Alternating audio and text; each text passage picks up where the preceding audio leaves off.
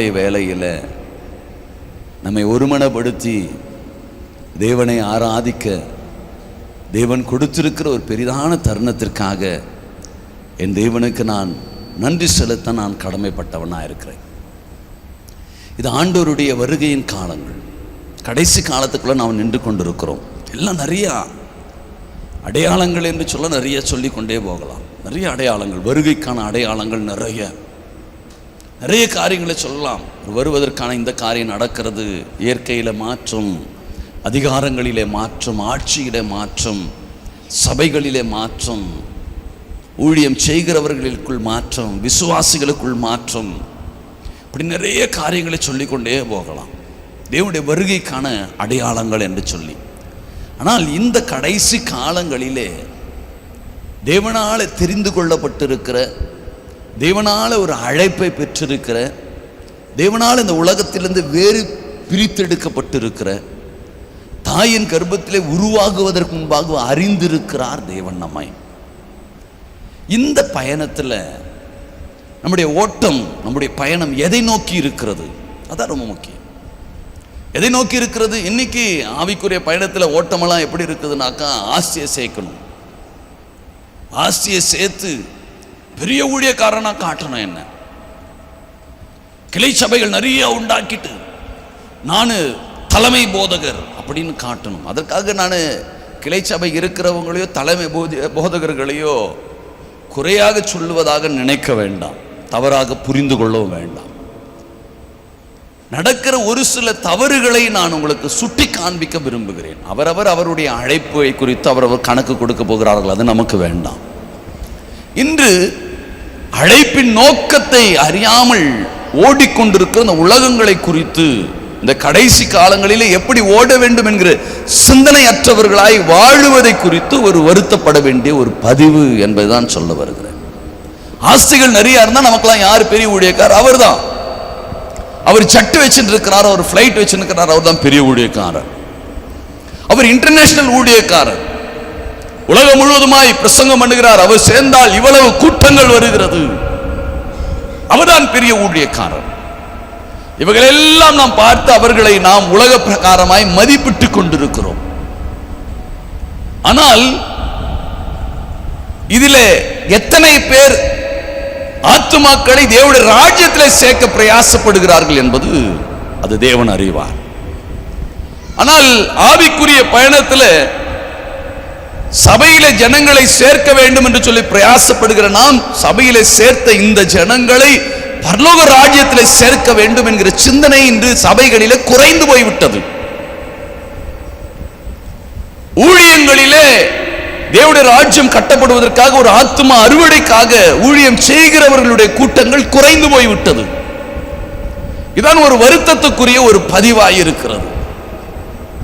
ஊழியங்களிலே என்னை நான் பிரபலப்படுத்திக் கொள்ள வேண்டும், ஊழியங்களிலே என்னுடைய பயணம் தலைச்சிறந்ததாய், உயர்ந்ததாய், மதிப்பு கூட்டக்கூடியதாய், வசதி வாய்ப்புகள் பெருகியதாய், எனக்கு ஒரு 4-5 ஒரு அசிஸ்டன்ட்டை வைத்து விட்டு அவரை பார்த்தால் தான் அவரை பார்க்க முடியும், இவ்வளவு பணம் காணிக்கையாக கொடுத்தால் தான் அவரை நான் பார்க்க முடியும்.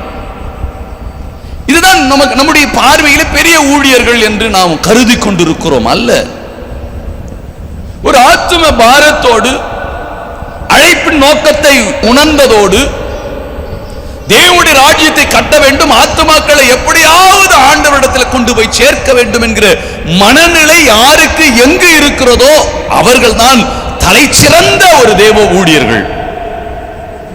இதை முதலாவது உங்களுடைய நினைவுகளில் நன்றாக நீங்கள் பதித்துக் கொள்ள வேண்டிய முக்கியமான ஒரு பதிவு என்பதை நீங்கள் மறந்துவிட வேண்டாம். இன்று தவறுதலான ஒரு சிந்தனையோடு நாம் ஓடுவதனால் தான் தேவனுடைய ராஜ்யம் கட்டப்பட முடியாதபடி இருக்கிறது. அதற்கு தடைக்கற்களாய் நாமே இருக்கிறோம் என்பதை நீங்கள் மறந்துவிட வேண்டாம். எனக்கு அருமையான தேவனுடைய பிள்ளைகளே, தேவனுடைய ராஜ்யம் கட்டப்படுவதற்கு நான் பாத்திரமானா? முதல் அதை கவனிங்க. அதுக்கு முன்னாடி அந்த அழைப்பு, அந்த தகுதி உள்ளவனாய் நான் காணப்படுகிறேனா?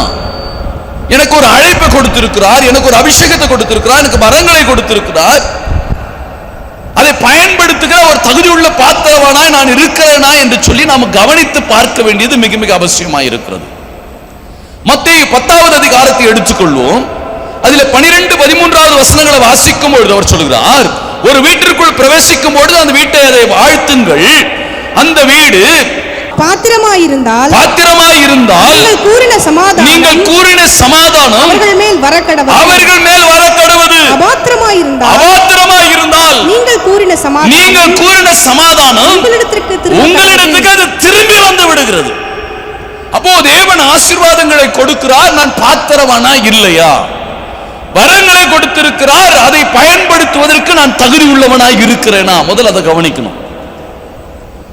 ஆலயத்துக்கு போனோம், கையை தட்டிட்ட வாங்கட்டும், இன்னைக்கு கேட்ட மெசேஜ் மூலமா நான் தகுதியாய் அப்படின்னு ஒவ்வொரு நாளும், ஒவ்வொரு ஓய்வு நாட்களிலும், ஒவ்வொரு பிரசங்கங்களிலும் உங்களை நீங்கள் கேட்டுக்கொள்ள வேண்டிய ஒரு கேள்வி இது. நான் இதற்கு தகுதியா? இந்த ஆசீர்வாதங்களை குறித்து பேசினார்களே, இந்த ஆசீர்வாதத்திற்கு நான் தகுதியாய் இருக்கிறேனா? விடுதலையை குறித்து பேசினார்கள், இந்த விடுதலையை பெற்றுக் கொள்வதற்கு நான் தகுதி உள்ளவனாய் இருக்கிறேனா? அப்போ நான் தகுதி உள்ளவனாய் இருக்கிறேனா, அபாத்திரவனாய் இருக்கிறேனா என்று சொல்லி கவனிக்க வேண்டும். பிரசங்கங்கள் கேட்பது பெரிதல்ல, ஊழியர்களிடம் ஜெபித்துக் கொள்வது பெரிதல்ல. நான் பாத்திரமானா இல்லையா என்று சொல்லி கவனிக்க வேண்டும். நான் தகுதியா இல்லையா என்று சொல்லி கவனிக்க வேண்டும்.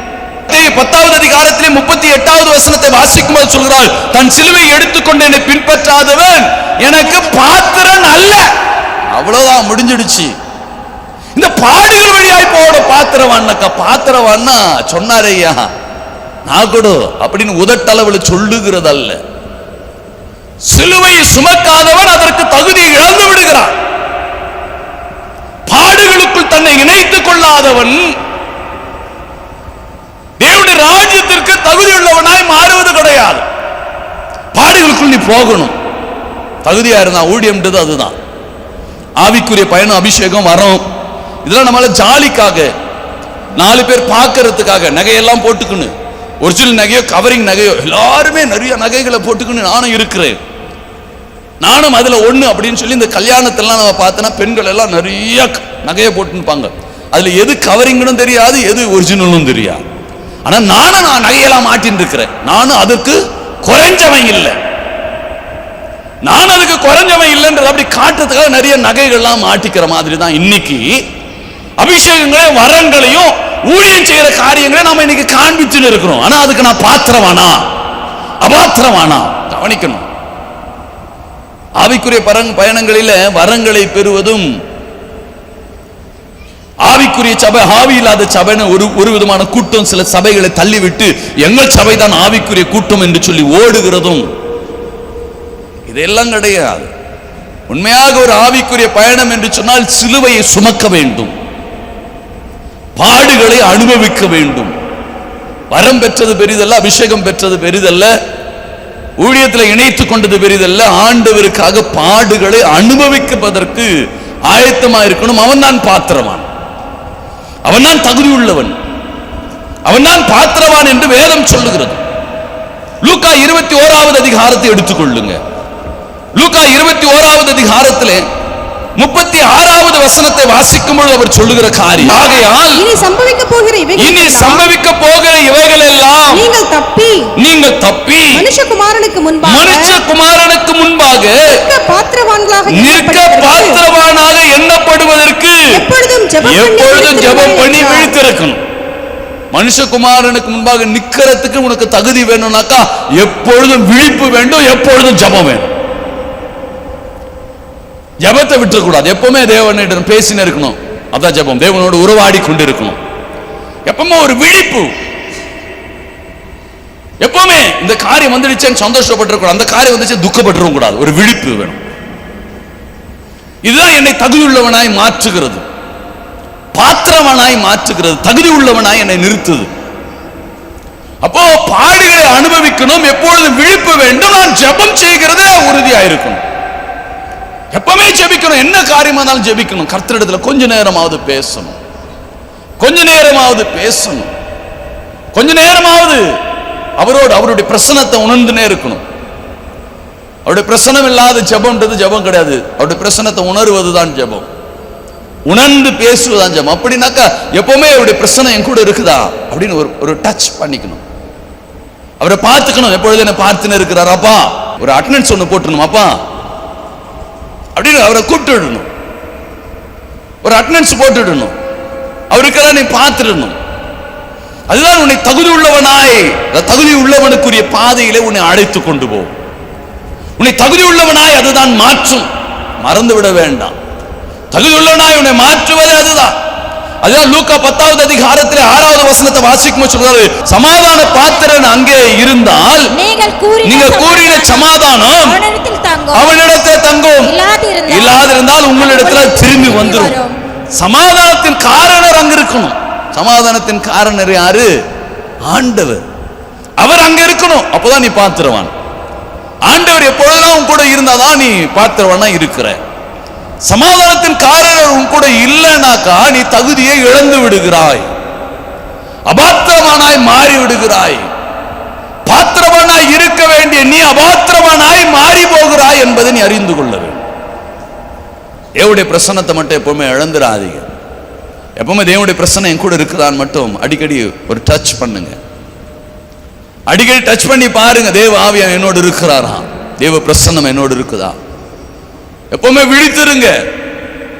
ஏன்னா இந்த விழிப்பு இல்லைனாக்கா பிசாசானவன் எப்பொழுது யாரை விழுங்கலாம் அவன் வகை தேடி கொண்டு இருக்கிறான். இந்த விழிப்பு இல்லைனாலே நீ விழுந்துருவ. எப்பவும் ஜெபித்து கொண்டே இருங்க, அவரோட டச்லயே இருங்க. அடுத்து அந்த பாடுகளுக்குள் போகிறதுல உங்களை ஒப்பு கொடுங்க.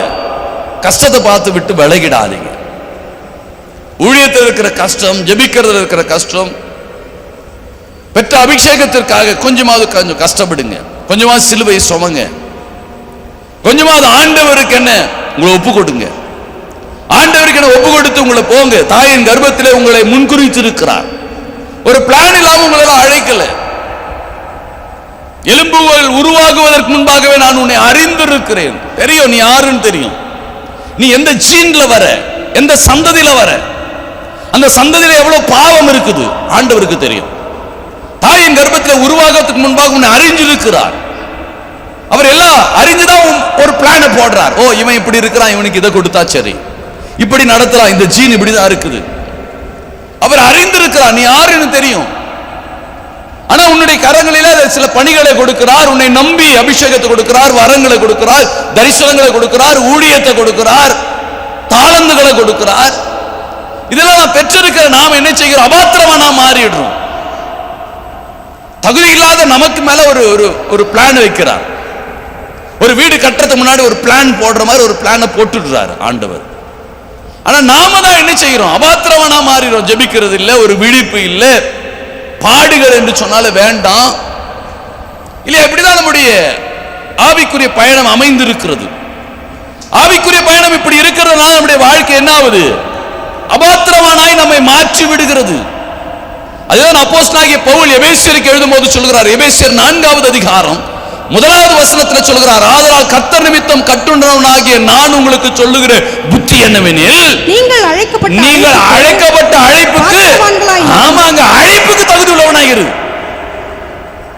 உனக்குன்னு ஒரு அழைப்பு கொடுத்திருக்கிறார், உனக்குன்னு ஒரு சபையை கொடுத்திருக்கிறார், உனக்குன்னு ஒரு அபிஷேகத்தை கொடுத்திருக்கிறார், வரங்களை கொடுத்தார். அதற்கு பாத்திரவனாயிரு, மற்றவனுக்கு பாத்திரவனா இருக்காது. யாருக்காக வர? எனக்குன்னு ஒரு அழைப்பு கொடுத்தாரு கர்த்தருக்கு ஸ்தோத்திரம்.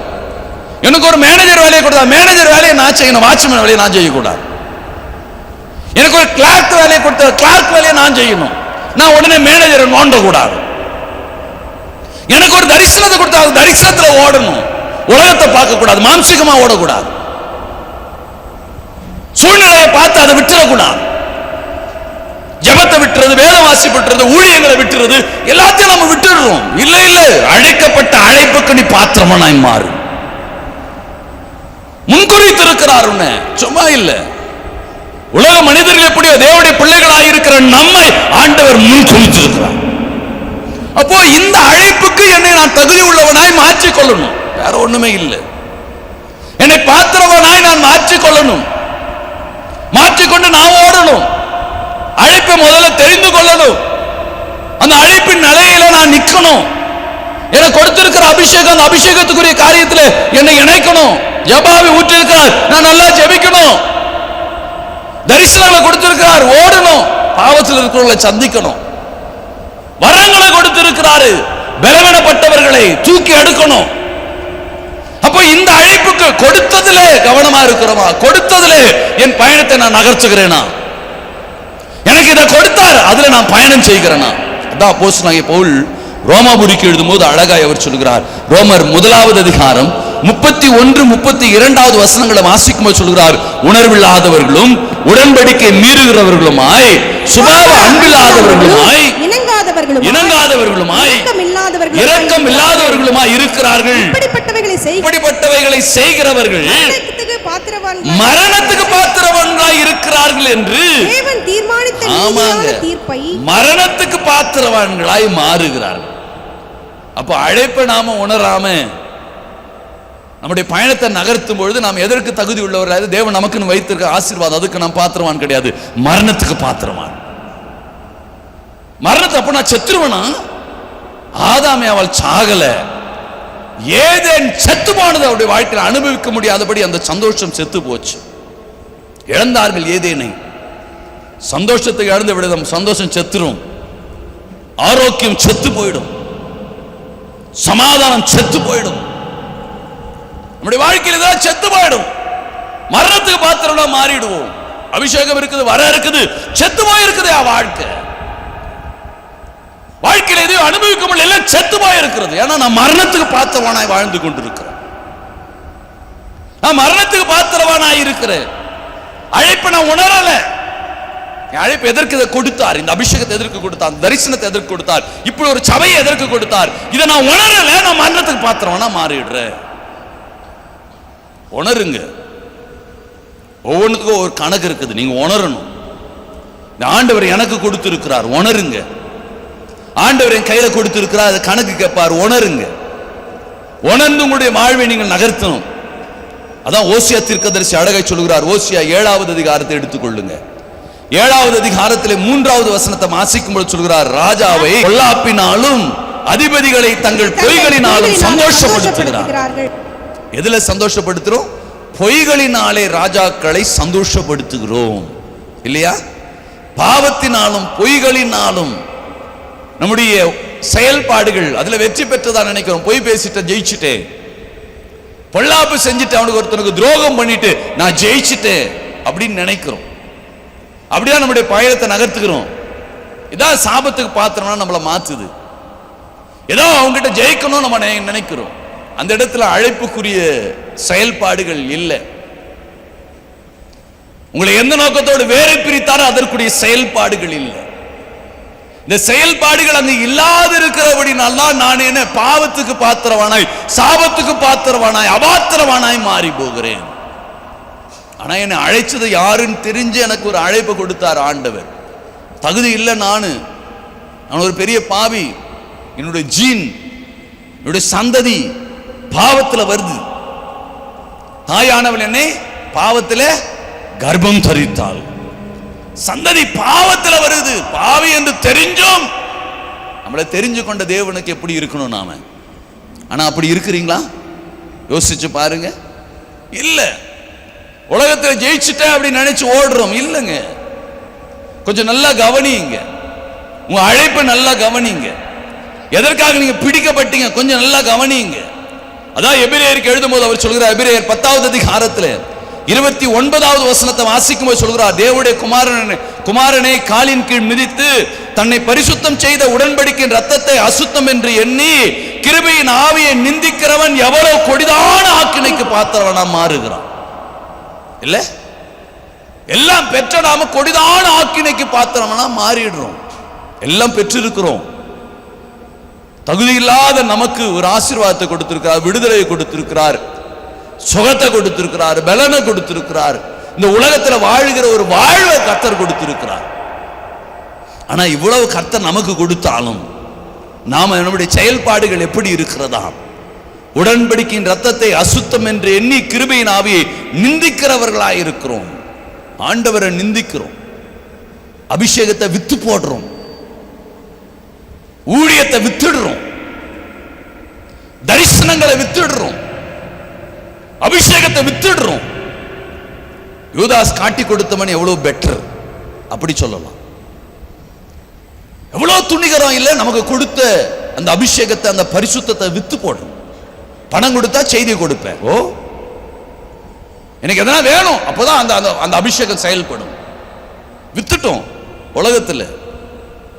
அப்ப எவ்வளவுக்கு எவ்வளவு தேவன் நமக்கு கொடுத்திருக்கிற அந்த கிருபையினாலே பெற்றிருக்கிற அவர் ரத்தம் சிந்தி இருக்கிற அந்த பரிசுத்த ஆவிக்குரிய பயணத்தை நாம என்ன செய்கிறோம்?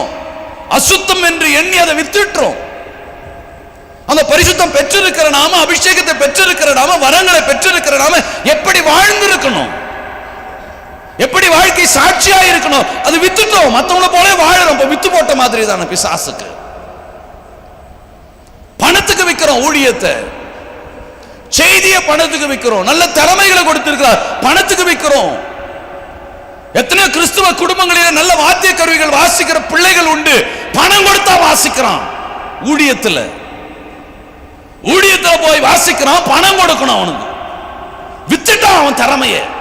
அந்த தாய் கற்றுக் கொடுக்கல, அந்த தகப்பன் கற்றுக் கொடுக்கல. இது ஆண்டவருக்காக செயல்படுவது. அந்த ஊழியத்தை பணம் வாங்க கூடாது. அப்படி கற்றுக் கொடுக்கிற பெற்றோர்கள் இன்று இல்ல. ஊழியங்கள் அப்படி இல்ல. ஊழியக்காரன் அப்படி இருக்கிற ஒரு ஆத்துமாவை அறுவடை செய்ய முடியல. அவன் காசு அவனுக்கு கொடுத்துட்டு இவன் ஒரு பங்கு வாங்குறான், அவருக்கு கொஞ்சம் இவருக்கு கொஞ்சம். இன்னைக்கு அப்படிதான் பாக பிரிவினை நடக்குது.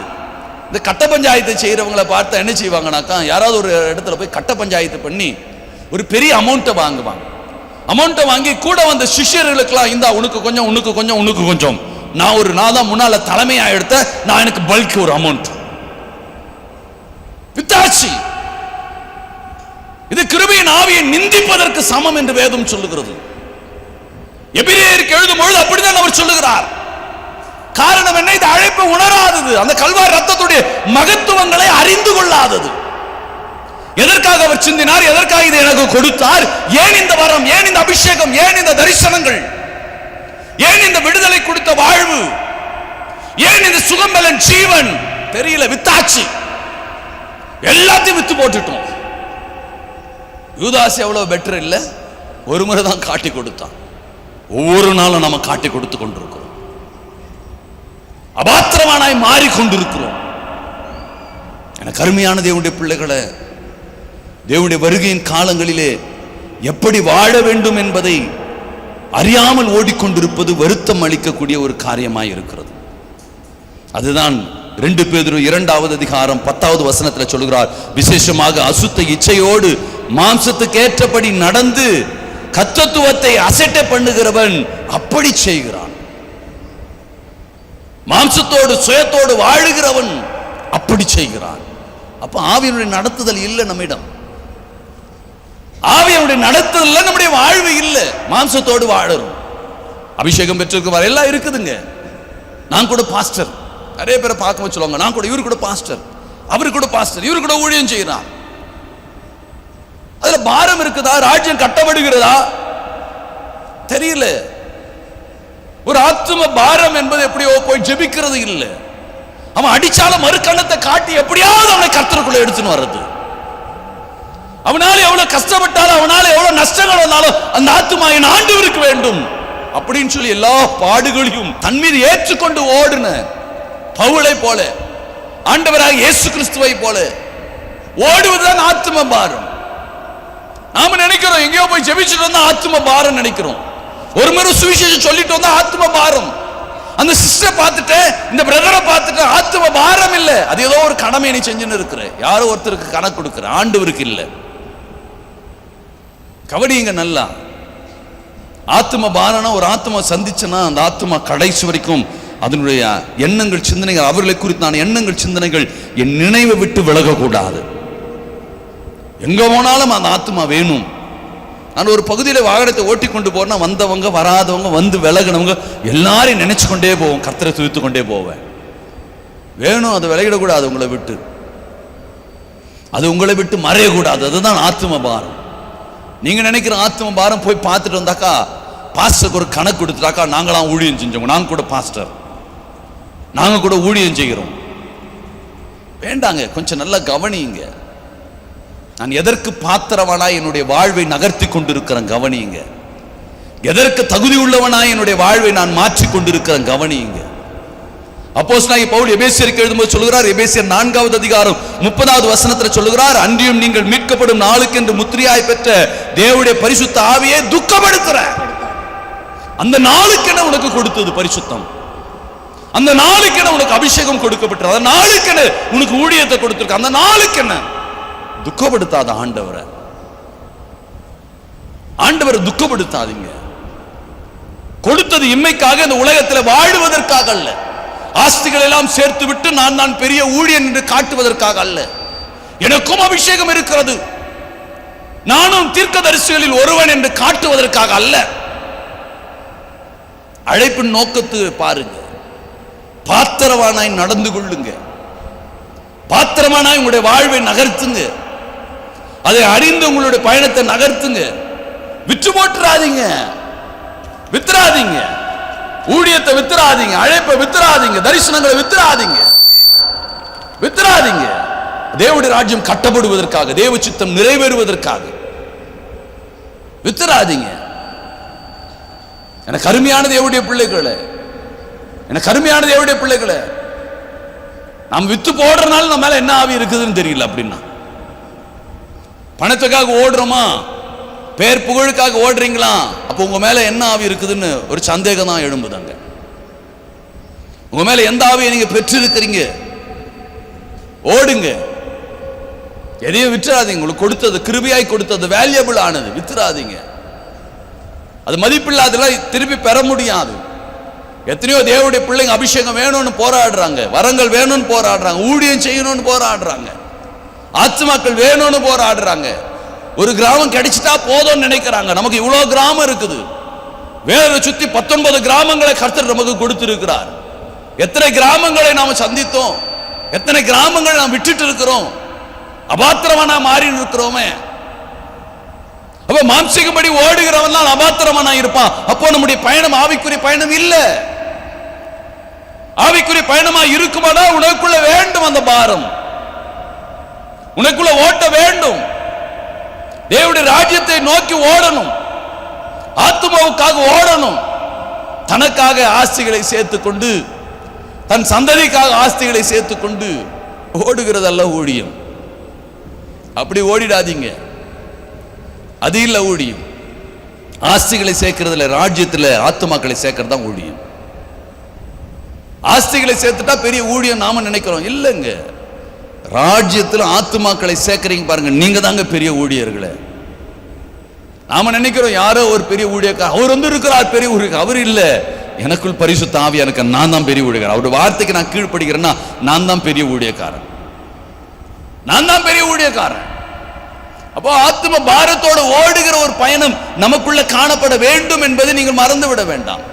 அந்த பாரத்தோடு உங்களுடைய ஊழியத்தை நகர்த்துங்க, அறிந்து கொண்டு பயணம் செய்யுங்க. அதான் எசேக்கியேல் தீர்க்கதரிசி அழகாய் சொல்லுகிறார்.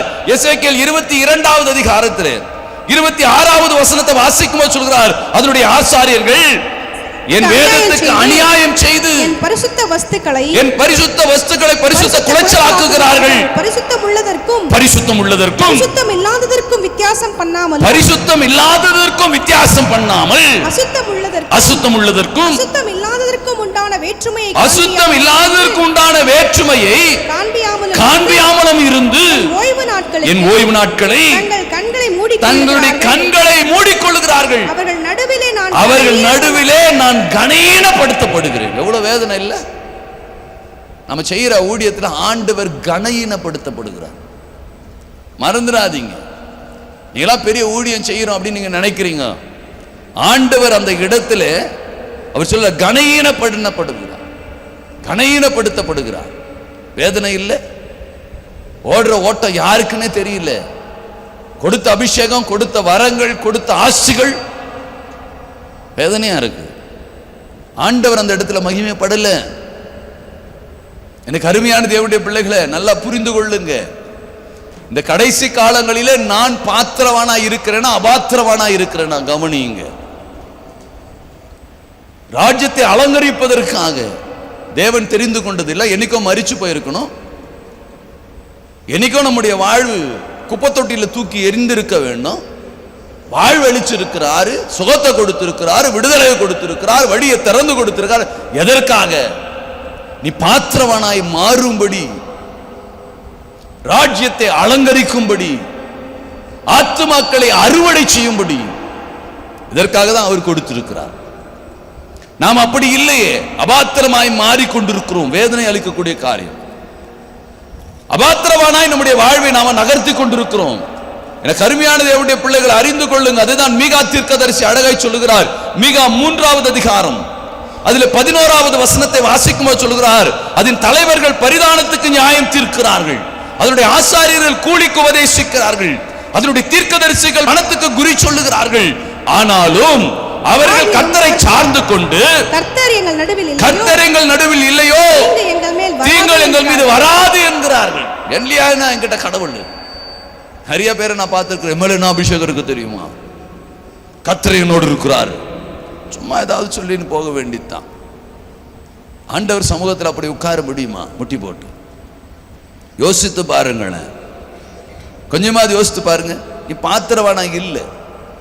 அதுதான் தீர்க்கதரிசி அவர் அழகாய் அவர் சொன்ன காரியம். அதுதான் அவர் அழகாய் அதுதான் அவர் அழகாய் சொன்ன காரியம். அதுதான் எனக்கு அருமையான தேவனுடைய பிள்ளைகளை, இன்னைக்கு நம்முடைய வாழ்க்கையுடைய பயணத்தில் இந்த தடுமாற்றத்துக்கு காரணம் அதுதான். அதனுடைய தலைவர்கள் பரிதானத்துக்கு நியாயம் தீர்க்கிறார், அதனுடைய ஆசாரியர்கள் கூலிக்கு உபதேசிக்கிறார்கள், அதனுடைய தீர்க்கதரிசிகள் பணத்துக்கு குறி சொல்லுகிறார்கள்.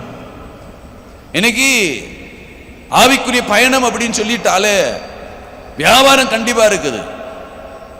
ஒரு பிரசங்க மேடை இருக்கிறதுன்னு சொன்னால் அந்த இடத்துல பலவிதமான வியாபாரங்கள். ஆகவே பிரசங்கம் பண்ணுகிறவர்களால் நான் குறை சொல்லவில்லை. அதிகரித்து போய் கொண்டிருக்கிறது, அதிகரித்துக் கொண்டிருக்கிறது வியாபாரங்கள். பணம் தான் ஊழியம். பணம் கொடுத்தாதான் பாஸ்டர் வருவார், பணம் காணிக்க கொடுத்தாதான் உன் தலைமையில கையை வைப்பார், சபையில் அங்கத்தினராக இருந்தாதான் நான் அதை செய்வேன். அவ்வளவு வேதனைகள் தெரியுமா? இது கடைசி காலம் இதெல்லாம். ஆனால் இந்த கடைசி காலத்தில் உங்களை எண்ணி ஆண்டவர் தெரிந்து கொண்டது நோக்கத்தை நாம உணரணும். இப்படி ஒரு சிலராவது உணர்ந்து ஓடுவீங்கனாக்கா தேவனுடைய ராஜ்யம் கட்டப்பட்டு விடும்.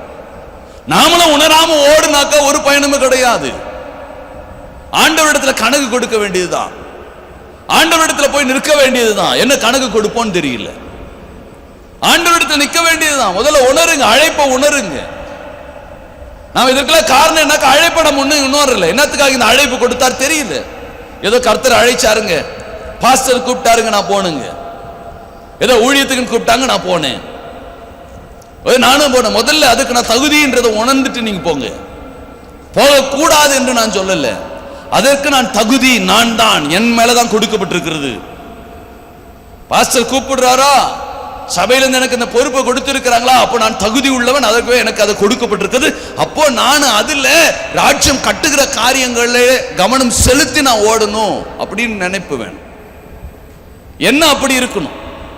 அந்த எண்ணங்களோடு தான் உங்களுடைய வாழ்வை நீங்க நகர்த்தணும். ஏதோ எனக்கு கொடுத்துட்டாங்க ஊழியர், பாஸ்டரை கூப்பிட்டு எனக்கு இது கொடுத்தா தெரியுமா, சந்தோஷப்படுறதுக்கு இல்லை. ராஜ்யம் கட்டுகிற ஒரு பணி அது. மாம்சத்தோடு ரத்தத்தோடு போராட்டம் அல்ல, வானமண்டலோடு பொல்லாத சேனையோடு போராட்டம். நாம மாம்சீகமா தான் ஓடுறோம். மாம்சீகமா எப்படி ஓடுவோம் முடிவு எடுப்பீங்கனாக்கா நீ அபாத்திரவான் என்று வேதம் சொல்லுகிறது. நீ தகுதியை இழந்து விடுகிறாய் என்று வேதம் சொல்லுகிறது. தகுதி இழந்த நிலைமையிலே நீ தள்ளப்பட்டு விடுகிறாய் என்று வேதம் சொல்லுகிறது.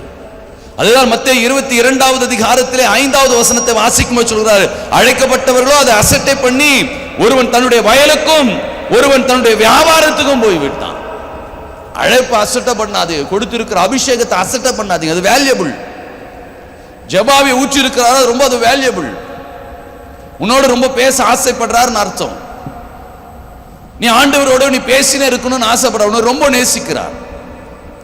ஜபாவி ஊற்றி இருக்கிறாரா, ரொம்ப உன்னை நேசிக்கிறார், நல்லா ஜெபியுங்க. ஊழியம் செய்கிற ஒரு அழைப்பை கொடுத்திருக்கிறாரா, தேவனுடைய ராஜ்யம் கட்டுவதற்காக உன்னை தெரிந்து கொண்டிருக்கிறார். இப்படி ஒவ்வொன்றையும் நீங்க உணர்ந்து ஓடணும். உணராம ஓடுவதனால நீ அபாத்திரவனாய் மாறிடுற. உன் பயணம் மாம்சிகமாய் இருக்கிறது. எனக்கு அருமையான தேவனுடைய பிள்ளைகளே, வேதம் அழகா அவர் சொல்லுகிற காரியத்தை அறிந்து உங்களுடைய பயணத்தை நகர்த்துங்க. அறிந்து உங்களுடைய வாழ்வை நகர்த்துங்க. கர்த்தருடைய வருகை இந்த கடைசி காலங்களில் நாம் அறிந்து ஓடணும். அழைக்கப்பட்டவர்கள் அதை அசட்டை பண்ணிவிட்டார்கள். அபிஷேகிக்கப்பட்ட ரட்சிக்கப்பட்டவர்களாம் அதை அசட்டை பண்ணி விட்டார்கள். வரங்கள் பெற்றவர்களாம் அதை அசட்டை பண்ணி விட்டார்கள். நாம அசட்டை பண்ணலாமா? எனக்கு அருமையான தேவனுடைய பிள்ளைகளை, பெற்றதை அசட்டை பண்ணிடாதே. உங்களுக்கு கொடுத்தது பாஸ்டர் இல்ல, ஆண்டவர் உங்களுக்கு கொடுத்திருக்கிறார். ஆண்டவர் கொடுத்த அந்த ஒரு வரம், ஆண்டவர் கொடுத்த ஒரு பணி, ஆண்டவர் கொடுத்த ஊழியம், அது ஆண்டவர் கொடுத்தது பெரிதான காரியம். அதை உணருங்க, அந்த அழைப்பை உணருங்க. ஆண்டவர் எனக்கு கொடுத்திருக்கிறார், இது ஆண்டவர் கொடுத்தது, ஆண்டவர் இதை எனக்கு செய்ய சொல்றார், ஆண்டவர் இப்படி நடக்க சொல்றார். உணருங்க கொஞ்சம். அவன் உணர்றது இல்லை. ஒவ்வொன்றும் உணரணும். ஆவிக்குரிய காரியங்கள் எதுவா இருந்தாலும், சபையை சார்ந்த காரியங்கள் எதுவா இருந்தாலும் உணரணும். அசட்டை மட்டும் பண்ணிடாதீங்க, அசட்டை பண்ணிடாதீங்க. நம்ம வித்து போடுற மாதிரி கொடுத்ததை காட்டி கொடுத்த மாதிரி யூதாசுக்கு நமக்கு வித்தியாசம் இல்லாம போயிடுச்சு. இன்னைக்கு சபைகள்ல ஏன் அவருடைய ராஜ்யத்தை கட்டுகிற காரியங்கள் இல்ல? ஏன் கிராமங்களில் எழுப்புதல் இல்ல? பெரிய பெரிய ஊழியக்காரர்கள் கிராமத்துக்கு போறது கிடையாது. ஒரு கிராமத்தில் அவர்களுக்கு இருக்கிற ஆஸ்திகளிலே எத்தனை ஏழைகளுக்கு நான் இதை கொடுத்தேன் அதை கொடுத்த அப்படின்னு சொல்றாங்க இல்லையா? ஏன் அவர்களுடைய சொந்த பணத்தை எங்கேயாவது செலவு பண்ணி ஏதாவது ஒரு கிராமங்களிலே ஒரு பெரிய கன்வென்ஷனை நடத்தலாமே? கிராமங்களில் எழுப்புதல் வருமே, ஏன் டவுன்ல தான் நடத்தணுமா கன்வென்ஷன்? ஒரு கிராமத்துல ஒரு மலாடி வாரத்தில் ஒரு கன்வென்ஷன் நடத்துங்க, நடத்த முடியும். வேலூர்ல நல்லையா பாஸ்டர் இருக்கும் பொழுது ஆத்துல கன்வென்ஷன் நடத்தினார், பால ஆத்துல நடத்தினார். நான் அதில் அட்டென்ட் பண்ணி இருக்கிறேன். நான் சின்ன வயதா இருக்கும் பொழுது ஆத்துல அவர் ஒரு கன்வென்ஷன் நடத்துங்க, கிராமங்களில் நடத்துங்க. உனக்கு பணம் கொடுத்தாதான் நீ டவுன்ல நடத்துவேன், ஏன்னா கிராமங்களில் உனக்கு வருமானம் இல்லை. அப்போ நம்முடைய பார்வையில் எங்க இருக்குதுன்னு பாருங்களேன். அழைப்புக்குரிய செயல்பாடுகள் இல்ல, அழைப்புக்கு பாத்திரவாட நம்ம ஓடுறது இல்ல, அபாத்திரவாடாக தான் ஓடிக்கொண்டிருக்கிறோம். ஏன்னா ஊழியத்துக்கு போனாக்கா அதுக்கு எதனா எனக்கு ஏற்ற கால நிலைகள் அமைந்தால் தான் நான் ஊழியத்துக்கு போறது. அர்ப்பணிப்பு இல்ல, தியாகங்கள் இல்ல. எங்கெங்க தேவனுடைய ராஜ்யம் கட்டப்படுறது? அவ கொடுத்த வரங்களா என்ன ஆச்சு? அசட்டை பண்ணிட்டோம், வித்து போட்டுட்டோம், காட்டி கொடுத்துட்டோம். வேதனையா இருக்குதுல்ல? வர இருக்குதுன்னு சொல்ற நாம நம்முடைய நிலையை கொஞ்சம், அதுதான் சொல்ற அழைக்கப்பட்ட நிலைமை இல்லை, அதை உணரு, அழைப்பை உணர்ந்து பைபிள் வேதம் அழைப்பை உணர்ந்து போ. உன் அழைப்பு மீது கவனம் இருக்கட்டும். அழைப்பை உணருங்க, முதல்ல அழைப்பு மீது கவனத்தை செலுத்துங்க. அப்போஸ்தலர் 13வது அதிகாரத்தை எடுத்துக்கொள்ளுங்க. 13வது அதிகாரத்திலே 41வது வசனத்தை வாசிக்கும்போது சொல்கிறாரு, அசட்டைக்காரரே பாருங்கள், பாருங்க, அசட்டைக்காரரே பாருங்கள், பிரமித்து அழிந்து போங்கள், பிரமித்து அழிந்து போங்கள், உங்கள் நாட்களிலே ஒரு கிரியை நான் நடப்பிப்பேன். ஒருவன் அதை உங்களுக்கு விவரித்து சொன்னாலும் நீங்கள் விசுவாசிக்க மாட்டீர்கள் என்று சொல்லி இருக்கிறபடியே உங்களுக்கு நேரிடாதபடிக்கு எச்சரிக்கையாயிருங்கள் என்றார். உனக்கு அது நடக்காதபடி எச்சரிக்கையாரு. அசட்டைக்காரனே, அசட்டைக்காரியே, உனக்கு அது நேரிடாதபடி எச்சரிக்கையாரு. உங்கள் நாட்களிலே ஒரு அழிவு வரும்போது, ஒரு அழிவு வருகிற ஒரு காலம், அழைப்பை அசட்டை பண்ணிடாத. வர போறார், உன் அழைப்பை அசட்டை பண்ணிடாத. கொடுத்திருக்கிற வரங்களையும் தாளந்துகளையும் சபையும் அசட்டை பண்ணாத, அசட்டை பண்ணிடாதீங்க. கவனம் செலுத்துங்க அழைப்பு மீது. உனக்கு அதெல்லாம் நேரிடாதபடி பார், அப்படிதான் சொல்றார். உனக்கு அதெல்லாம் நேரிடாதபடி, அந்த அழிவு உன் நாட்களிலே வர இருக்கிறது, அது உனக்கு வராதபடி பார். உன்னை அது தொடாதபடி பார். உன் நாட்களில் அது நேரிடாதபடி பார். எனக்கு அருமையான தேவனுடைய பிள்ளைகளை, தேவனுடைய வருகையின் காலங்கள், இந்த வருகையின் காலங்களிலே உங்களுக்கு அவைகள் நேரிடாதபடி நீங்கள் பார்த்து கொள்ள வேண்டியது அவசியம். அதுதான் மல்கியா தீர்க்கதரிசி சொல்கிறார்.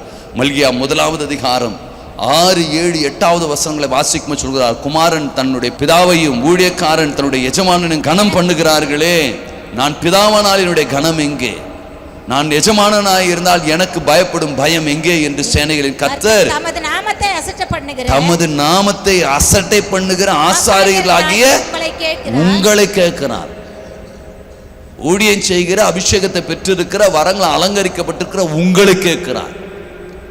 எஜமானன் அவர்தானாக்கா, அவர்தான் உன் ஆண்டவர்னாக்கா, அவருக்கு கொடுக்க வேண்டிய கனம் எங்க?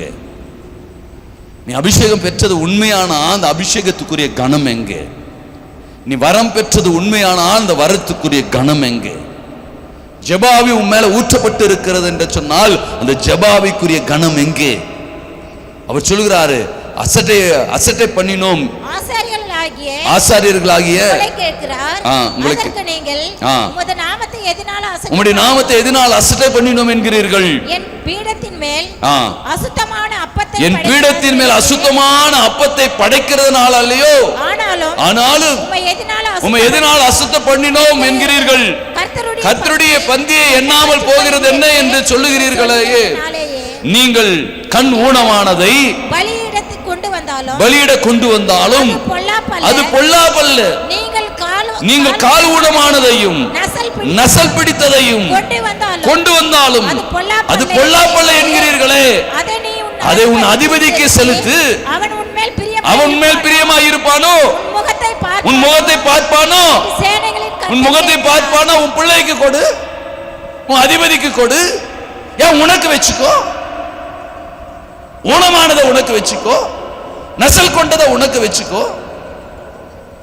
ஆனா ஊனமானதை கர்த்தருக்கு கொடுக்கிற, கர்த்தருக்கு ஊழியதான் அது கொஞ்சம் சுருக்கிற. மற்ற நேரம் உனக்கெல்லாம் நிறைய நேரம், தூங்குறதுக்கு நிறைய நேரம், ஓவர் டைம் செய்து அதுல சம்பாதிக்கிறதுக்கு நிறைய நேரம். வேதனைங்க. தேவனுடைய காரியங்களை கொஞ்சம் கவனிங்க. அந்த அபிஷேகத்தை கர்த்தருக்கென எவ்வளவு நேரம் கொடுத்தீங்க? ஊனமானதை கொடுக்கிற மாதிரி அந்த அபிஷேகம் எங்கேயோ ஒரு இடத்துல தரிசனம் இருக்குதுன்னு அப்படின்னு காட்டிடுறோம். எங்கோ ஒரு இடத்துல நானும் ஜெபிக்கிறவ அப்படின்னு காட்டிடுறோம் இல்லையா? எங்கேயோ ஒண்ணு காட்டிடுறோம். எதற்கு அந்த ஜெபம் பண்ண, ஏன் பண்ண ஒன்றும் தெரியாது. ஜெப குறிப்பு ஒன்று இருக்கும், இவன் வேற ஒன்று நடத்தின்னு போயிருப்பான், பிரசங்கமே பண்ணிருப்பான். ஜெபத்துல எங்க பிரசங்கம் பண்ணணும், எங்க ஜெபிக்கணும், எப்படி ஜெபிக்கணும் தெரியல, எங்க எதை பண்ணணும்னு தெரியல. ஆண்டவருடைய சமூகத்துல எப்படி ஊழியம், எப்படி தரிசனங்கள், எப்படி ஆத்ம பாரம், எப்படி ஒரு பாவியை மனமாற்றுவது எப்படி தெரியல. எங்க வீரம் காட்டுறதுன்னே தெரியல, எங்க வீராப்பா நடக்கிறதுன்னு தெரியல. பாத்திரவானாக இருந்தா நீ அப்படி செய்ய மாட்டிய. யோசித்து பாருங்க, நாம எப்படி இருக்கிறோம், யாருக்கு செலுத்துறோம்? ஆண்டவருக்கு என்று சொன்னால் அது ஊழியம் தானே, பார்த்துக்கலாம். நேரம் தாமதமா போறது, ஆலயம் தானே, மெதுவா போ. வேலைக்கு போய் அப்படி வேதம் அப்படிதான் சொல்லுவோம், எஜமானுக்கு கொடுத்து பாரு, மெதுவா போறேன். நோய் வந்துருச்சு, டாக்டர்கிட்ட மெதுவா போய். உன்னால ஓடி போய் சாட்டை போட்டு ஓடி போய் நிக்கிறோம். டாக்டர் கூப்பிட்டாக்கா அதுக்கு முன்னாடியே நமக்கு முன்னாடி ஒருத்தருக்கா யாராவது ரெக்கமெண்ட் மூலியமா சீக்கிரமா பார்த்துட்டு போக முடியுமா? ஆனா ஆண்டவர் மட்டும் லேட்டா பார்ப்போம், ஆண்டவர் மட்டும் லேட்டா பார்ப்போம், ஊழியம் மட்டும் லேட்டா செய்வோம், எங்க விருப்பத்துக்கு செய்வோம். என்னன்னு தெரியல. அந்த தெய்வ பயம் நமக்குள்ள இல்லாம போயிடுச்சு. ஆண்டவர் என்ன செய்ய போறாருன்னு உன் நாட்களில் அது வராதபடி பார்த்துக்கோ. அதான் எசேக்கியேல் தீர்க்கதரிசி சொல்கிறார், உன் நாட்களில் அது நேரிடாதபடி பார்த்துக்கோ. அப்போஸ்தலர் 13:41 அதான் சொல்றார், உனக்கு அது நேரிடாதபடி பார்த்துக்கோ, உன் வாழ்க்கையில் அது நுழையாதபடி பார்த்துக்கோ. அந்த கண்ணீர், அந்த வேதனை உன் நாட்களில் வராதபடி பார்த்துக்கோ. உன் குடும்பத்தில் அது நுழையாதபடி பார்த்துக்கோ. ஜாக்கிரதையாய் போ, ஜாக்கிரதையா போ. உன் நாட்கள் இதனுடைய ஆண்டவருக்கு எப்படி கொடுக்கணும் இருக்குது, ஊழியம் எப்படி செய்யணும் இருக்குது, தேவனுடைய காரியம் என்னன்னு இருக்குது, அழைப்புனா என்ன இருக்குது, வரமுறை இருக்குது. மத்தேயு 27வது அதிகாரத்தை எடுத்துக்கொள்ளுங்க. அது 20வது வசனத்தை வாசிக்கும் போது, பரபாசை விடுவிக்க வேண்டும் கேட்டுக்கொள்ளவும் இயேசுவை கொலை செய்யவும் பிரதான ஆசாரியரும் மூப்பர்களும் ஜனங்களை ஏவி விட்டார்கள். பரபாசை விடுதலை செய்யுங்க, ஆண்டவரை கொலை செய்யுங்க. யார் சொன்னது? மூப்பர்கள், பிரதான ஆசாரியர்கள், அழைப்பு பெற்றவர்கள், அபிஷேகிக்கப்பட்டவர்கள், வரங்களால் அலங்கரிக்கப்பட்டவர்கள் இல்லையா? நாம தான் அந்த தப்பு செய்கிறோம், காட்டி கொடுக்கிறோம். ஆண்டவரை கொலை செய்கிறோம். பெற்றதை விற்று போடுகிறோம், பெற்றுக்கொண்டதை விற்று போடுகிறோம். அதே மத்திய 27வது அதிகாரத்தில் 4வது வசனத்தை வாசிக்கும் சொல்றார், குற்றமில்லாத ரத்தத்தை நான் காட்டுக் கொடுக்கிறதுனால் பாவம் செய்தேன் என்றான். அதற்கு அவர்கள், எங்களுக்கு என்ன, அது உம்பாடு, அவ்வளவுதான். குற்றமில்லாத ரத்தத்தை நான் காட்டி கொடுத்துட்டேனே, அது என்ன, அது உம்பாடு, எனக்கு என்ன. கேட்டு பாருங்க, பாஸ்டர் ஓடி பாருங்க, பாஸ்டர் அது நான் உம்பாடு, நீ செஞ்ச பாவம், வழியா கத்துக் கொடுக்க மாட்டாங்க. அதுதான் பரிசேய சதுசேய கூட்டங்கள். அது என்ன உம்பாடு. ஒரு ஆத்மா விழுந்து போனா அந்த ஆத்மா போயிடுச்சே, பயம் இல்லை. ஒரு ஆத்மா மரணத்தை சந்தித்தா கூட பயமா இருக்காது, எங்க போயிருக்கும். அதோடு நான் பேசிய நாட்கள் எப்படி இருந்தது, அவர்களுக்கு நான் சத்தியத்தை போதித்த நாட்கள் எப்படி இருந்தது, அதுல வியாபாரம் இருந்ததா, அதுல எனக்கு தற்பெருமை இருந்ததா, அதுல பொருளாசையை நான் நாடினேனா, பயம் வர. இதெல்லாம் நான் உடனே ஆராய்ஞ்சு பார்ப்பேன். திருப்பி போய் அந்த சிஸ்டரை, அந்த அம்மாவையோ, அந்த அக்காவையோ, அந்த அண்ணனையும் எழுப்பி என்னை மன்னிச்சிரு நான் சொல்ல முடியாது. அந்த ஆத்மா போயிடுச்சு கணக்கு கொடுக்கறதுக்கு. பயம் இருக்குது, அந்த பயம் வேணும் நமக்கு. அந்த பயத்தோடு தான் ஊழியம் இருக்கணும். நமக்கு அப்படி ஊழியம் இல்லை. ஒரு ஆத்மா அழிஞ்சு போதா, ஏதோ கேட்கிறாரு நான் செஞ்சேன், அவர் அழிஞ்சா அது அவரு பாடு. கணக்கு கேட்பார். அது நண்பனாய் இருந்தாலும், யாராய் இருந்தாலும், உறவுகளாய் இருந்தாலும் உன்னிடத்துல கணக்கு கேட்பார். நீ சந்திக்கிற ஆத்மாவை குறித்து கணக்கு கேட்பார். ஒரு சுவிசேஷமாக சொல்லி இருக்கலாம், பார்க்கிறவங்களுக்கு பாவத்தை உணர்த்தி இருக்கலாம். வேண்டாம் நண்பனே, வேண்டாம் பிரதர், வேண்டாம் சிஸ்டர், ஆண்டவரை நேசிக்கிறார், வா வா ஜெபிக்கலாம், வா. கொஞ்ச நேரம் ஜெபிச்சு ஜெபிச்சு ஜெபிச்சு ஜெபிச்சு அவனை உருவாக்கி இருக்கலாம். இல்லையே, அது என்ன, அது அவன் பாடு. பரிசேய கூட்டம் இல்லையே. நாம யோசித்து பாருங்க, யோதாசுக்கு நமக்கும் அந்த காலத்திற்கு பரிசேய கூட்டத்துக்கு வித்தியாசம் இல்லாம போயிடுச்சு. இன்னைக்கு ரத்தத்தினுடைய மகத்துவங்களை இன்னும் அறியாம இருக்கிறோம். அவர் பட்ட பாடுகளை இன்னும் அறியாது இருக்கிறோம். ஊழியம் என்பது அது இல்லை. பாடுகளுக்குள் போகணும். சிலுவை சுமப்பதுதான் ஊழியம். வேதம் அதுதான் சொல்லுகிறது. அவன் தான் பாத்திரவான், அவன் தான் ராஜ்யத்துக்கு பாத்திரவான் என்று சொல்லப்படுகிறது. அவன் தான் தகுதியுள்ளவனாய் மாறுகிறான். அவன் தான் ராஜ்யத்தை அலங்கரிக்கிறவனாய் காணப்படுகிறான். அப்போஸ்தலனாகிய பவுல் ரோமாபுரிக்கு எழுதும்போது சொல்லுகிறார், ரோமர் 2வது அதிகாரம் 2வது வசனத்தில் அவர் சொல்லுகிற காரியம், இப்படிப்பட்டவைகளை செய்கிறவர்களோ தேவனுடைய நியாயத்தீர்ப்பு சத்தியத்தின்படியே இருக்கிறது என்று அறிந்திருக்கிறோம். நியாயத்தீர்ப்பு எப்படி இருக்கும்? சத்தியத்தின்படி தான் இருக்கும். நீ அங்க போயிட்டு அதுக்கு ஒரு விளக்கத்தை கொடுத்து உன்னை ஞானம் செஞ்சது கரெக்டு அப்படின்னு காட்டலாம், நீ நினைக்கலாம். அது சத்தியத்தின்படி தான் இருக்கும் நியாயத்தீர்ப்பு.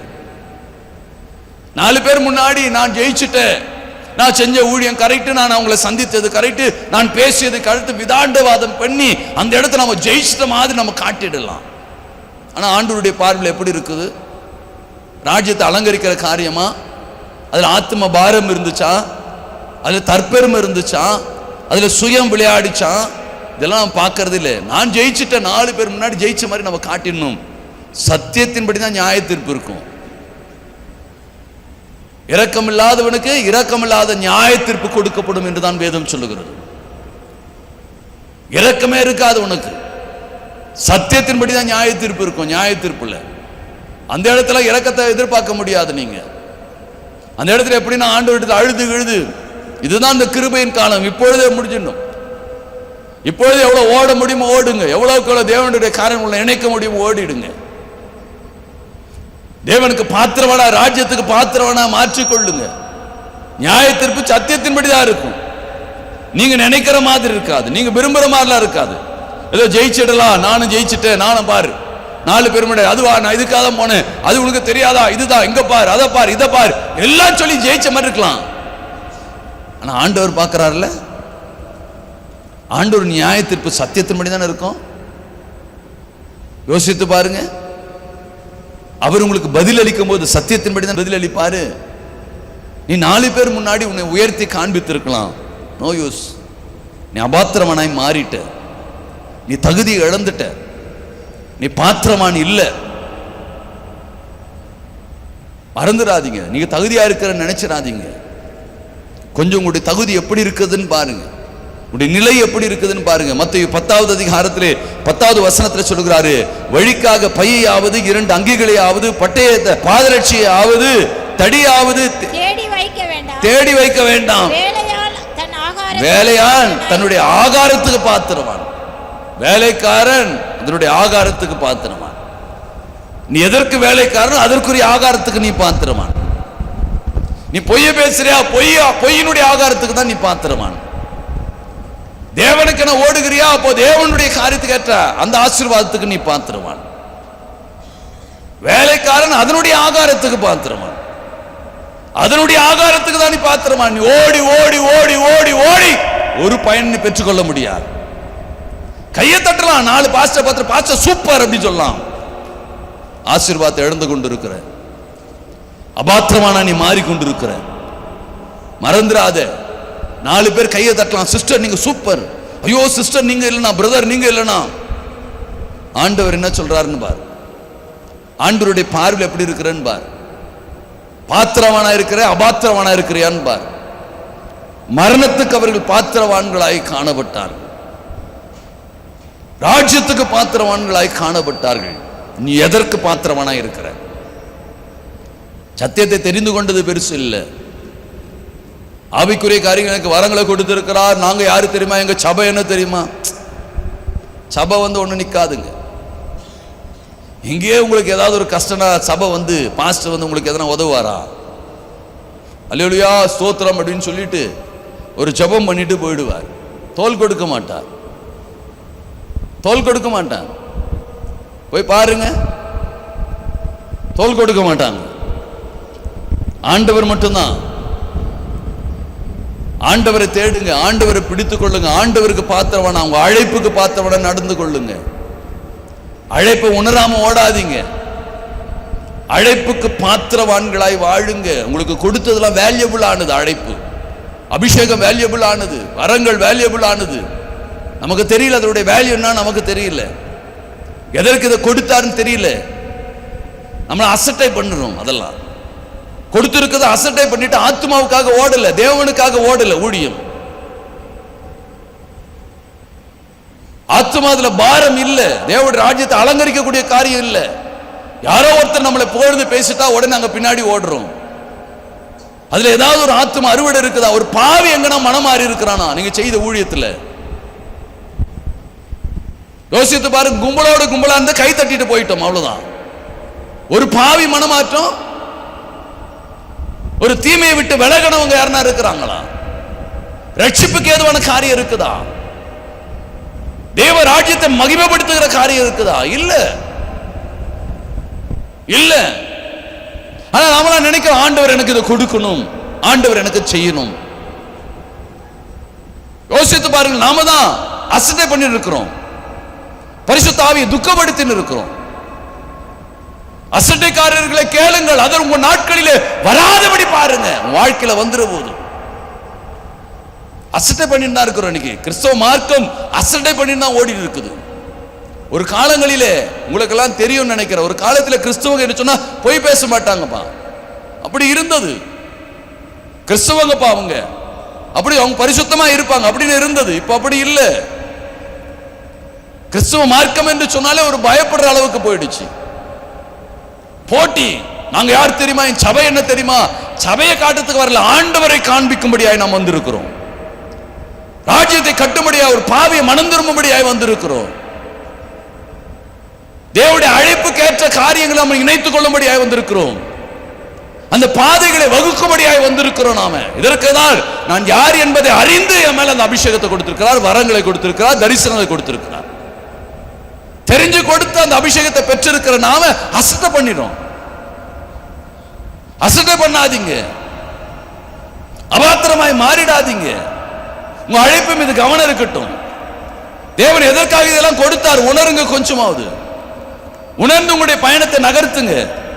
அப்போஸ்தலனாகிய பவுல் பிலிப்பியருக்கு எழுதும் போது சொல்லுகிறார், பிலிப்பியர் 1வது அதிகாரம் 27வது வசனத்தில் சொல்லுகிறார், நான் உங்களை கண்டாலும் நான் வராமல் இருந்தாலும் நீங்கள் ஒரே ஆவியில உறுதியாய் நின்று ஒரே ஆத்துமாவிலே சுவிசேஷத்தின் விசுவாசத்திற்காக கூட போராடி எதிர்க்கிறவர்களாய் ஒன்றிலும் மருளாதிருக்கிறீர்கள் என்று உங்களை குறித்து நான் கேள்விப்படும்படி எவ்விதத்திலும் நீங்கள் கிறிஸ்துவின் சுவிசேஷத்திற்கு பாத்திரவானாய் நடந்து கொள்ளுங்கள்.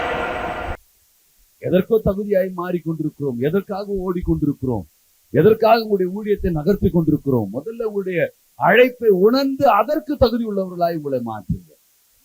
அதற்கு தகுதி உள்ளவர்களாய் உங்களுடைய பயணம் காணப்பட வேண்டும். அதான் கொலேசியருக்கு எழுதும்போது சொல்லுகிறார். கொலேசியர் 1வது அதிகாரத்தை எடுத்துக்கொள்ளலாம். அதிலே 10வது வசனத்தை வாசிக்கும் பொழுது அவர் சொல்லுகிறார், சகலவித நற்கிரிகளும் ஆகிய கனிகளை தந்து தேவனை அறிகிற அறிவில் விருத்தி அடைந்து கர்த்தருக்கு பிரியம் உண்டாக அவருக்கு பாத்திரவனாய் நடந்தது. கனிகளை தந்து அவருக்கு பாத்திரவன் நடந்தது. ஆத்துமாக்களை அறுவடை செய்து அவருக்கு பாத்திரவனா நடந்து கொள்ளும். அறுவடை இல்லாம பாத்திரவனா நடக்காது. அறுவடை இல்லாத ஒரு பயணம் அபாத்திரமானாய் நம்மளை மாற்றுகிறது. அறுவடை இருக்கணும். அதுதான் என்னை பாத்திரவனாய் மாற்றுகிறது. நான் செய்கிற ஊழியத்திலே ஒரு ஆத்தும பார வேண்டும், அறுவடை வேண்டும், ஒரு பாவி மனமாற்ற வேண்டும். இந்த பாவி மனமாற்றம் இல்லாத ஒரு பணி என்பது அது அழைப்பு வந்த ஒரு காரியம் கிடையாது. எனக்கு அருமையான தேவனுடைய பிள்ளைகளே, ஆகவே கனிகள் உள்ள ஒரு வாழ்வு வேண்டும், கனிகள் உள்ள ஒரு ஆவிக்குரிய பயணம் வேண்டும் என்பதை நீங்கள் அறிந்து கொள்ள வேண்டும். அதுதான் அப்போஸ்தலனாகிய பவுல் தெசலோனிக்கருக்கு எழுதும்போது அவர் சொல்லுகிறார். 2 தெசலோனிக்கர் 1வது அதிகாரம் அதில் 5வது வசனத்தை வாசிக்கும் போது சொல்லுகிறார், நீங்கள் தேவனுடைய ராஜ்யத்தின் நிமித்தம் பாடுகளை அனுபவிக்கிறவர்களாய் இருக்க அந்த ராஜ்யத்துக்கு நீங்கள் பாத்திரவான்கள் எனப்படும்படிக்கு தேவன் நியாயமான தீர்ப்பு செய்கிறவர்களாய் இருப்பதற்கு அதுவே அத்தாட்சியாய் இருக்கிறது. அதுதான் அத்தாட்சி. நியாயமா தீர்ப்பு செய்யறதுக்கு அதுதான் அத்தாட்சி. இந்த பாடுகளுக்குள்ள போறதுதான். அதான் எனக்கு தகுதி உள்ளவனா மாற்றுகிறது. அதுதான் எனக்கு அத்தாட்சி. எனக்கு ஒரு சாட்சி என்பது என்ன? அதுதான் இந்த பாடுகளுக்குள் போறோம் பாருங்க, கர்த்தருக்கு என பாடுகளை அனுபவிக்கிற பாருங்க, அதுதான் எனக்கு அது ஒரு அத்தாட்சி. அது எனக்கு ஒரு அத்தாட்சி. எனக்கு அதுதான் நான் காமிக்கணும். என் பாடுகளை பாருப்பா, உமக்காக நான் பட்ட பாடுகளை பாருங்க, உமக்காக நான் ரத்தம் சிந்தியதை பாருங்க, உமக்காக நான் அவமானப்பட்டதை பாருங்க, உமக்காக நான் இழந்ததை பாருங்க. இதுதான் அத்தாட்சி. இந்த அத்தாட்சி நமக்கு இல்ல. அத்தாட்சி சீட்டு இல்லாம ஓடிட்டு இருக்கிறோம். பாஸ்போர்ட் இல்லாம விசா கிடைக்காது, விசா இல்லாம பிளைட்ல ஏற முடியாது. வேணும், இதெல்லாம் அத்தாட்சி வேணும். இந்த அத்தாட்சி இல்லாம நம்ம எல்லாம் என்ன சொல்றோம்? பாத்திரவான், நல்லா பரிசுத்தவான், நல்லா ஆவிக்குரியவன், நாங்களா ஊழியம் செய்கிறோம். அத்தாட்சி வேணும். அத்தாட்சி இருக்குதான் பாருங்க. பாடுகளுக்குள் போகிறவன் தான் அனுபவிக்கணும். பாடு வேணும். சிலுவை சுமக்காம, வேதம் அதுதான் சொல்லிச்சு இல்ல, நீ சிலுவை சுமக்காம அதற்கு நீ பாத்திரவானாய் மாற முடியாது. அதுதான் மத்தேயு 10வது அதிகாரம் 38வது வசனத்துல சொல்லப்படுகிறது. மத்தேயு 10வது அதிகாரம் 38வது வசனத்துல சொல்லப்படுகிறது. என்ன வாசிங்க? சிலுவை எடுத்துக்கொண்டு என்னை பின்பற்ற. நமக்கு ஒரு பெரிய ஒரு அழைப்பு கொடுத்திருக்கிறார், வரங்களை கொடுத்திருக்கிறார், தரிசனம் கொடுத்திருக்கிறார். கொஞ்சம் பாடுபடுங்க. ஆண்டவரால் கொஞ்சம் ஊழியம் செய்கிற பாடுபட்டு கொஞ்ச நேரம் நேரங்களை கொடுங்க. அதிக நேரம் அவரோட உட்காருங்க, ஜெபியுங்கள, வேதம் வாசியுங்கள, ஆத்மாக்களை சந்தியுங்கள, அழிந்தவங்களை போய் சந்திங்க. வரவன் பக்கத்து ஆள் வரலையே, என்ன வரல, போய் சந்தித்துட்டு வாங்கல. அவன் நோய்பட்டு இருக்கிறாங்க, போய் சந்தித்துட்டு வாங்கல. அவன் பலவீனப்பட்டு இருக்கிறாங்க, பிசாசுடைய பிடியில இருக்கிறாங்க, போய் சத்தியத்தை சொல்லிட்டு வாங்கல, போய் ஜெபிச்சுட்டு வாங்கல. அதெல்லாம் செய்ய மாட்டோம். அப்படி ஊழியம் செய்ய மாட்டோம். நான் பாத்திரம்னா மாறிடணும். கர்த்தர் எனக்கு கொடுக்கணும், ஆசீர்வாதத்தை எனக்கு கொடுக்கணும், அவர் தொட்டவனே எனக்கு நடக்கணும். என்ன என்ன என்ன சிந்தனைகளை நம்ம ஆவிக்குரிய பயணத்தை நகர்த்துறோம்னு தெரியல. உணருங்க, கொஞ்சமாவது உங்களுடைய அழைப்பை உணருங்க, ஆவிக்குரிய பயணத்தை உணருங்க. ஆவிக்குரிய பயணம் உணர்வில்லாம பயணம் செய்யாதீங்க. உணர்வில்லாம ஆவிக்குரிய பயணத்துல நீங்க நடை போடாதீங்க. ஆவிக்குரிய பயணத்தை கொஞ்சம் உணர்ந்து ஓடுங்க. அது அப்போஸ்தலர் 5வது அதிகாரம் 41வது வசனத்துல சொல்றாரு, அவருடைய நாமத்துக்காக தங்கள் அவமானப்படுகிறதற்கு பாத்திரமானாக எண்ணப்படும்படியினாலே சந்தோஷமாய் ஆலோசனை சங்கத்தை விட்டு புறப்பட்டு போனார்கள். என்ன பாத்திரமான அவர்கள் நினைத்தாங்க? தேவனுடைய பிள்ளைங்க அவமானப்படுகிறதுக்கு நாம் பாத்திரமான. என்னையா இந்த சிஸ்டர் அப்படி செஞ்சுட்டாங்க, என்ன அந்த பிரதர் அப்படி நடந்துக்கினாரு, நான் அங்க வரவே மாட்டேன், அந்த சபை எனக்கு வேண்டாம். ஆனா வேதத்துல எப்படி வாழ்ந்தாங்க நம்முடைய முன்னோர்கள்? நான் அவமானப்படுகிறதற்கு நான் பாத்திரம். சந்தோஷமா போனாங்க, அந்த பாடுகளை அனுபவிச்சாங்க. பாடுபடுகிறது தான் ஊழியம், சிலுவை சுமப்பதுதான் ஊழியம். சந்தோஷமாய் சிலுவை சுமந்தார், சந்தோஷமாய் பாடுகள் அனுபவித்தார், சந்தோஷமாய் அவமானப்பட்டார். அவமானப்பட்டதால் ஏன் எனக்கு இந்த அவமானம் அப்படின்னு அவங்க சொல்லல. சந்தோஷமாய் அவமானப்பட்டு தன்னுடைய வாழ்வை அவர்கள் நகர்த்தினார்கள் என்று சொல்லிதான் வேதம் சொல்லுகிறது. அவமானப்படுகிறதுக்கு பாத்திரராக எண்ணப்பட்டபடியினால் சந்தோஷமாய் ஆலோசனை சங்கத்தை விட்டு புறப்பட்டு போனார்கள். நாம ஒருத்தர் எதுனா ஒண்ணு சொல்லிட்டா உடனே அவ்வளவுதான், அவர் அப்படி பேசிட்டாரு, நான் அங்க வரமாட்டேன், அவர் பார்க்க மாட்டேன், அந்த ஆத்மாவுக்கு ஜெபிக்க மாட்டேன், அந்த கிராமத்துக்கு போக மாட்டேன், அந்த வீட்டுக்கு போக மாட்டேன். யோசித்து பாருங்க, அழைப்பு கொஞ்சம் யோசிங்க, யோசித்து பாட்டு உங்களுடைய ஊழியத்தை செய்யுங்க, அழைப்புல ஓடுங்க. மீண்டுமாய் அப்போஸ்தலர் 13வது அதிகாரத்தில் 41வது வசனத்தை கொஞ்சம் அப்படி திரும்பி பாருங்க. அப்போஸ்தலர் 13வது அதிகாரம் 41வது வசனத்தை வாசியுங்க. அசட்டைக்காரரே பாருங்கள், பிரமித்து அழிந்து போங்கள், உங்கள் நாட்களிலே ஒரு கிரியை நான் நடப்பிப்பேன். ஒருவன் அதை உங்களுக்கு விவரித்து சொன்னாலோ நீங்கள் விசுவாசிக்க மாட்டீர்கள் என்று சொல்லி இருக்கிறபடி உங்களுக்கு அது நேரிடாதபடிக்கு எச்சரிக்கையாக உங்கள் நாட்களிலே, உங்கள் வாழ்க்கையிலே, உங்கள் குடும்பத்திலே நுழையாதபடி எச்சரிக்கையாக இருக்கு. ஒரு பாதுகாப்பு. ஆவிக்குரிய பயணத்துல கொடுத்திருக்கிற வரங்கள், நீங்க செய்யற ஊழியம்னா ஒரு பெரிய பாதுகாப்பு. ஊழியம் செய்யற குடும்பங்களை பாருங்க, பாதுகாப்பு. தேவனுக்காக வாழுகிறவர் பாடுபடுறவங்களை பாருங்க, ஒரு பெரிய ஒரு பாதுகாப்பு அவங்களுக்கு வச்சிருப்பாரு ஆண்டவர். வேற பாதுகாப்பு ஆண்டவர் கொடுக்கிறது, அதை அசட்டை பண்ணிடாதீங்க. கொடுத்திருக்கிற நல்ல ஜெபம் ஊற்றிருக்கிற சந்தோஷப்படுங்க. கொஞ்ச நேரம் ஜெபம் பண்ணுங்க. ஜெபம் பண்ணலைன்னா உங்களுக்கு தூக்கம் போயிடணும். ஐயோ நான் ஜெபம் பண்ணல, என்னடா இது அப்படின்ற எண்ணம் வேணும். அசட்டைக்காரர்களே ஒரு சொல்லுகிற காரியம் ரமிச்சு அழிந்து போகும். ஒரு பெரிய பாதுகாப்புங்க. உங்களுக்கு எல்லாம் அது புரியுமானான்னு தெரியாது. அப்படி ஊழியம் செய்யும் பொழுது தேவன் நம்மளே அறியாமலே ஒரு பெரிய பாதுகாப்பு கொடுக்கும். நம்மளே அறியாமலே ஒரு பெரிய ஒரு ஆசீர்வாதத்தை, ஒரு விடுதலையை, ஒரு கிருபையுள்ள ஒரு வாழ்வை ஆண்டவர் கொடுக்கிறார். ஆண்டவர் அது உங்களுக்கு தெரியறதில்லை. அப்படி நீங்க செய்து பாருங்க, நமக்கே தெரியாத ஒரு பெரிய ஒரு ஆசீர்வாதம், ஒரு பெரிய விடுதலை, ஒரு பெரிய ஐஸ்வர்யங்கள் தேவன் அதற்கு அந்த ஆட்களை வைக்கிறார். அது நடக்கிறது. தேவன் அந்த வழிகளை திறந்து கொடுப்பார். வழிகளில் நீங்கள் போகலாம். அது பெரிய ஒரு ஆசீர்வாதத்துடைய பாதை. அது இதை அறிந்து கொண்டு நீங்கள் பயணம் செய்யுங்க. அதான் ரோமாபுரிக்கு பவுல் எழுதும்போது அவர் சொல்கிறார், எடுத்துக்கொள்ளாமே ரோமர் 2வது அதிகாரத்தை எடுத்துக்கொள்ளுங்க. அதுல 4வது வசனத்தை வாசிக்கும் பொழுது சொல்கிறார், அல்லது தேவ தயவு நீ குணப்படும்படி உன்னை ஏவுகிறது என்பது நீ அறியாமல் அவருடைய தயவு, பொறுமை, நீடிய சாந்தம் இவர்களுடைய ஐஸ்வர்யத்தை நீ அசட்டை பண்ணுகிறது. ஒரு ஐஸ்வர்யம், தேவ தயவு, கிருபை, இந்த ஐஸ்வர்யத்தை நாம் அசட்டை பண்ணுகிறோம். அது உன்னை குணப்படும்படி உன்னை ஏவுகிறது, உன்னை உருவாக்கும்படி உன்னை ஏவுகிறது. ஆவிக்குரிய பயணம் என்பது உன்னை உருவாக்குகிறது, உன்னை பாதுகாக்கிறது. அதை நீ அறியாமல் அதை அசட்டை பண்ணுகிறோம். அதான் பவுல் ரோமாபுரிக்கு எழுதும்போது சொல்றார், நீ அசட்டை பண்ணுற, உனக்கு கொடுத்திருக்கிற ஊழியத்தை அசட்டை பண்ணுற, அபிஷேகத்தை அசட்டை பண்ற, வரங்களை அசட்டை பண்ணுகிற, கையில் இருக்கிற பரிசுத்த வேதாகம் அசட்டை பண்ணுறது வாசிக்கிறது இல்லை. ஓய்வு நாள்ல மட்டும்தான் எடுத்துக்கொண்டு வரும், அன்னைக்கே திறக்கிறது கிடையாது, பக்கத்துல இருக்குது, அவ்வளவுதான். அசட்டை பண்றோம். தேவ தயவு நீ குணப்படும்படி உன்னை ஏவுகிறது என்பது நீ அறியாமல் அதை அசட்டை பண்ணுகிற. தேவ தயவு உன்னை விடுதலை கொடுக்கும்படி உன்னை ஏவுகிறது, உன்னை ஐஸ்வர்யமான மாற்றும்படி உன்னை ஏவுகிறது. அபிஷேகம் வர இதெல்லாம் அப்படிதான். நம்ம அதை அசட்டை பண்றோம், தெரியல. எங்கேயாவது மீட்டிங்கா இல்ல பாஸ்டர் வந்தாலோ இல்ல சர்ச்சைக்கு போனதா இதெல்லாம் செயல்படும். அன்னைக்கு ஒரு நாளைக்கு தான் எல்லாமே காட்டுவோம். மற்ற நாள்ல அபிஷேகத்தை நிரம்பி ஜெபிச்சிருக்கிறீங்களா? வீட்டுல தினமும் ஒரு ஆத்மா சுவிசேஷம் சொல்லி இருக்கிறீங்களா? தினமும் ஏதாவது ஒரு காரியம் வேத வாசிக்கிறீங்களா? தினமும் இல்ல. இதெல்லாம் தேவ தயவு நீ குணப்படும்படி உன்னை ஏவுகிறது என்பதை நீ அறியாமல் நீ அதை அசட்டை பண்ணி கொண்டிருக்கிற.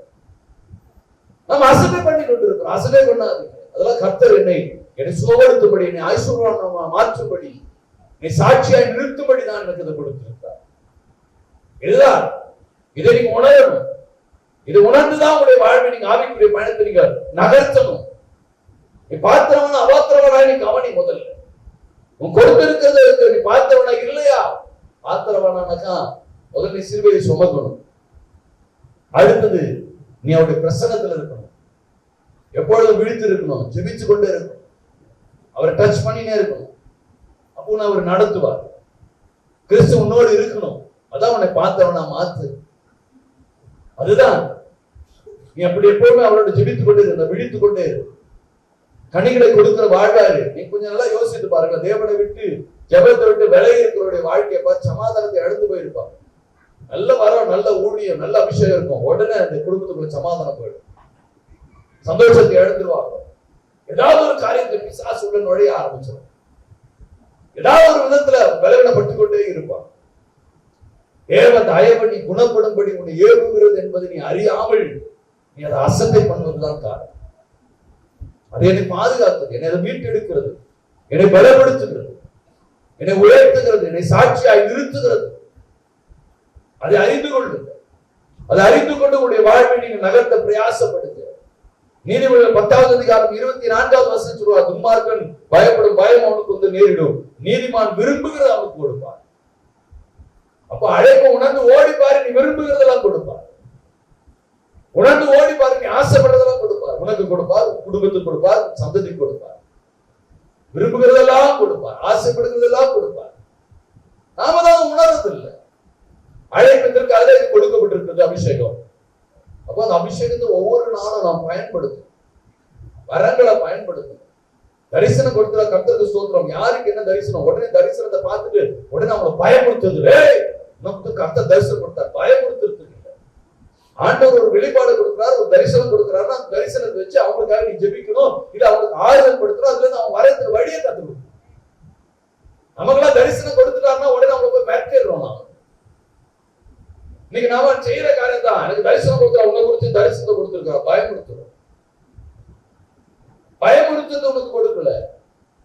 அப்படி நீ கொடுத்தாக்க உன் வாழ்க்கை குறிச்சு எசேக்கியேல் தீர்க்கதரிசி அழகாய் சொல்லிட்டாரு. ஜாக்கிரதையா இருக்கு, கவனமா இருக்கு.